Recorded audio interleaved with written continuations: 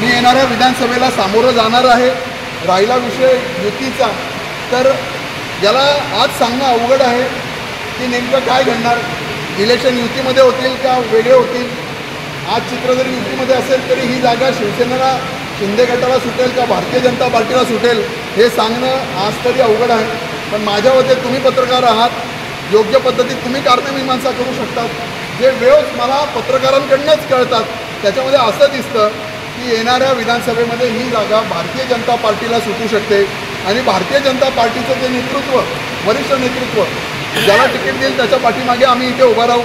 आज व्यासपीठावर तुमच्यासोबत तुमच्याशी हितगुज करण्याकरता, संवाद साधण्याकरता माझ्याबरोबर भारतीय जनता पार्टीचे पाचोऱ्याचे तिघा मंडळाचे तिघा अध्यक्ष, सगळे सरचिटणीस, प्रमुख पदाधिकारी, युवा मोर्चाचे जिल्ह्याचे अध्यक्ष, सगळे म्हणजे शहराचे युवा मोर्चाचे अध्यक्ष, शहराचे सरचिटणीस, पाचोरा ग्रामीणचे सरचिटणीस, भडगावचे सरचिटणीस, त्यांचे अध्यक्ष, हे सगळे इथे उपस्थित आहेत।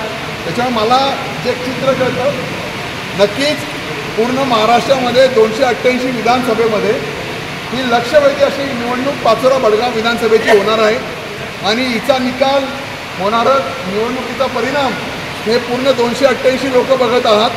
आणि मी तितक्याच विश्वासाने सांगतो की ही इलेक्शन्स मी 1 लाखापेक्षा जास्त मतं घेऊन जिंकेल। ते तुमच्या सगळ्यांच्या आशीर्वादाने, तुमच्या सगळ्याच्या सहकार्याने हे मी त्यानंतर विश्वास करतो।